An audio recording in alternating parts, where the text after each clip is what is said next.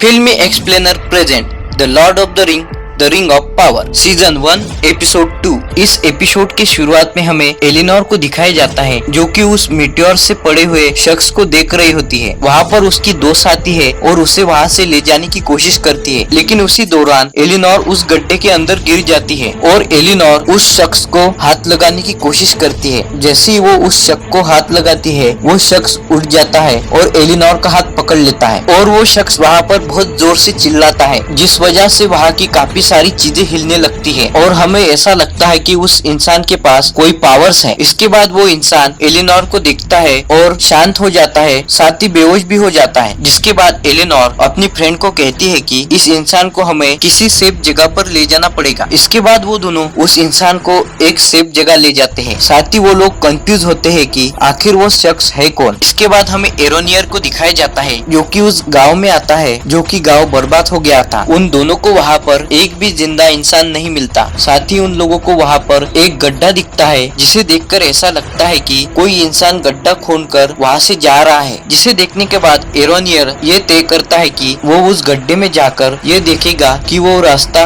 वहाँ से कहाँ जाता है और वो उस लेडी को कहता है कि वापस से शहर में जाकर सभी लोगों को इस बारे में आगाह कर दो। इसके बाद हमें क्लैम्ब्रियम बोर्ड दिखाया जाता है जहाँ पर वो एल्रॉन को बता रहा होता है कि उसे एक काफी बड़ी जगह चाहिए ताकि वो वहाँ पर बहुत बड़ी भट्टी खोल सके। उस भट्टी के अंदर वो लोग ऐसी चीजें बनाना चाहते हैं जिन चीजों की वजह से मिडल अर्थ की किस्मत बदल जाए और उसे ये काम स्प्रिंग से पहले करना है जो कि नामुमकिन है। जहाँ पर एल्रॉन का दिमाग चलता है और वो कहता है कि इस काम में कुछ ड्रोन्स का काम पड़ेगा और किंग का बेटा ड्यूरिन उसका काफी अच्छा दोस्त है, लेकिन उनकी विरासत पर पहुँचने के बाद उन लोगों को वहाँ पर एंट्री नहीं दी जाती। जिसके बाद एल्रॉन उन लोगों को शक्ति परीक्षण के लिए चैलेंज करता है, जिस चैलेंज को वो लोग एक्सेप्ट कर लेते हैं और एल्रॉन को उनकी रियासत में एंट्री मिल जाती है। जहाँ पर जाने के बाद एल्रॉन का सामना उसके ही फ्रेंड ड्यूरिन से होता है। वहाँ पर वो लोग ऐसी शर्त लगाते हैं कि अगर एल्रॉन यहाँ पर हार गया तो वो वापस से इस रियासत में नहीं आएगा। जिसके बाद एल्रॉन और ड्यूरिन में फाइट होती है, लेकिन एल्रॉन ड्यूरिन के सामने टिक नहीं पाता। जिसके बाद ड्यूरिन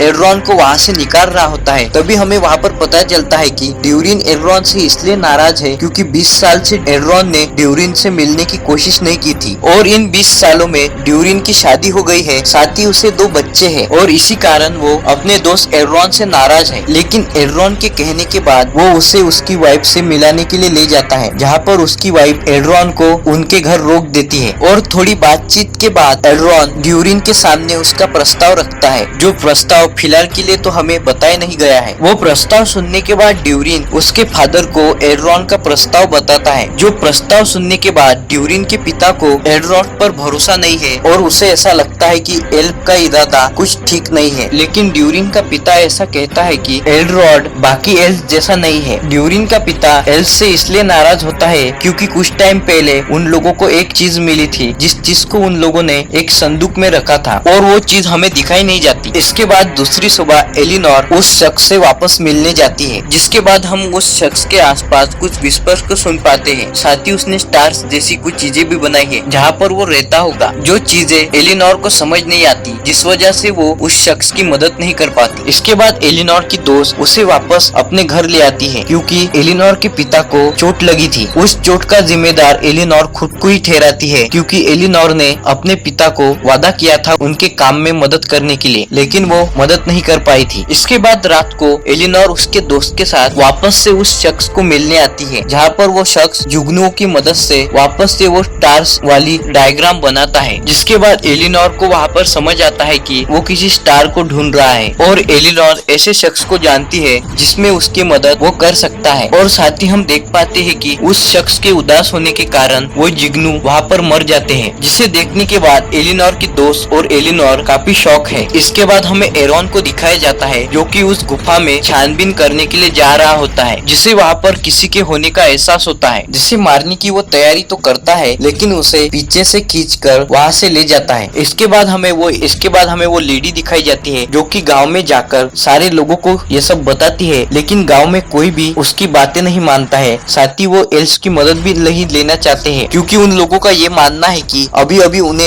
एल्स से छुटकारा मिला है। जिसके बाद वो लेडी अपने बेटे थियो के साथ एल्स के टावर जाने का डिसाइड करती है, लेकिन वो लेडी घर जाने के बाद देखती है कि उसके घर में एक गड्ढा है, जैसा गड्ढा उसने उस पास वाले गांव में भी देखा था। और इतना ही नहीं, उसके घर की हालत काफी खराब है। साथ ही थियो एक जगह पर छुप के बैठा है जो कि उसकी मोम को कहता है कि जल्दी से जल्दी छुप जाओ। तभी वहाँ पर उस गड्ढे से एक ऑर्क निकलता है और वो थियो की मोम को ढूंढ लेता है। जिसके बाद थियो और थियो की मोम उस ऑर्क को मार देती है और थियो की मोम उस ऑर्क के सर को ले जाकर उन गाँव वालों को दिखाती है। जिस सर को देखने के बाद वो गाँव वाले काफी हैरान होते हैं और वो लोग डिसाइड करते हैं कि उन लोगों को उस लेडी की बात सुन लेनी चाहिए और वो लोग एल्प टावर की तरफ बढ़ना चाहिए। वो लोग वहाँ पर पैकिंग करते हैं। तभी हम देख पाते हैं कि थियो उस चीज को देख रहा होता है जो कि चीज एक तलवार है और थियो जख्मी होने के कारण उस तलवार पर थियो का थोड़ा सा खून गिर जाता है। जिसके बाद वो तलवार उस खून को ऑब्जर्व करती है जैसे कि उसके अंदर कोई काला साया है और वो खुद तैयार हो जाती है। जिसके बाद थियो की मोम उसे उसके साथ आने के लिए कहती है। थियो उसकी मोम के साथ एल्प टावर की तरफ जाता है। इसके बाद हमें गिलियरियर को दिखाया जाता है जो कि समंदर में तैर रही होती है। वो तैरते तैरते कुछ लोगों के पास आती है जो लोग उसे बचाने की कोशिश करते हैं, लेकिन वहाँ के कुछ लोग उसे बचाने के लिए राजी नहीं होते हैं। लेकिन उस टूटी फूटी नाव पर खड़ी एक औरत गिलियरियर को बचाने का डिसाइड करती है। गिलियरियर को बचाने के बाद उसे वहाँ पर पता चलता है कि उनकी शिप डिस्ट्रॉय हो गई है और वो लोग काफी हफ्ते से एक वाटर क्रिएचर से बचते हुए घूम रहे हैं, जिस क्रिएचर ने उनकी शिप को बर्बाद कर दिया था। वहाँ पर उन लोगों को पता चलता है कि गिलियरियर एक एल्फ है। जिसके बाद वो लोग गिलियरियर की मदद करने के लिए मना कर देते हैं और वो लोग गिलियरियर को उस टूटे जहाज से धक्का दे देते हैं क्योंकि वो लोग देख पाते हैं कि वो वाटर क्रिएचर उनकी तरफ बढ़ रहा है। और उन लोगों का ये मानना है कि उस वाटर क्रिएचर को गिलियरियर ने ही उन लोगों के पास आने के लिए कहा है। उन लोगों ने गिलियरियर को पानी में तो फेंक दिया था, लेकिन वो वाटर मॉन्स्टर उन लोगों की शिप को डिस्ट्रॉय कर देता है। जिसके बाद वहाँ पर वो सभी लोग मर जाते हैं, लेकिन उन लोगों में से एक इंसान बच गया है जो कि उस बोट के टुकड़े पर गिलियरियर को आने का परमिशन दे देता है। जिसके बाद वो गिलियरियर को बताता है कि किस तरह उन लोगों को उनके ही घर से निकालने के लिए मजबूर किया गया, जो लोग एल्स नहीं ऑर्क थे। जिस बात को सुनने के बाद गिलियरियर उससे और इंफॉर्मेशन निकालने की कोशिश करती है, लेकिन वो इंसान उसे यही कहता है कि इससे तुम्हारा कोई लेना देना नहीं। यहाँ पर गिलियरियर भड़क जाती है और उसे कहती है कि वो काफी सालों से उन लोगों को ढूंढ रही है ताकि वो उनके मरे हुए लोगों का उनसे बदला ले सके और ये बेहतर होगा कि वो इंसान गिलियरियर को बता दे कि वो लोग कहाँ है और उनकी सेना कितनी पावरफुल है। इस बात से उस इंसान की गिलियरियर पर काफी मेहरबानी हो जाएगी। साथ ही गिलियरियर उसे ये वादा करती है कि वो उसे उसका घर वापस देने का कोशिश करेगी, लेकिन वहाँ पर बहुत बड़ा तूफान आ जाता है और उस तूफान की वजह से गिलियरियर उस टूटे हुए टुकड़े से नीचे गिर जाती है। जहाँ पर वो इंसान गिलियरियर को बचाने की कोशिश करता है। वो गिलियरियर की तलवार की मदद से उसे उस रस्सी से छुड़ाता है और वापस से उस टुकड़े पर ले आता है, लेकिन वो दोनों वहाँ पर बेहोश हो जाते हैं। इसके बाद जब गिलियरियर को होश आता है तो उसके सामने वो बहुत बड़ा शिप देखती है और उस बड़े से शिप पर एक इंसान खड़ा हुआ है। और इसी के साथ ये सेकंड एपिसोड यहाँ पर खत्म हो जाता है। ये वीडियो आपको कैसा लगा आप हमें कमेंट में बता सकते हैं। साथ ही वीडियो को लाइक और चैनल को सब्सक्राइब कीजिए।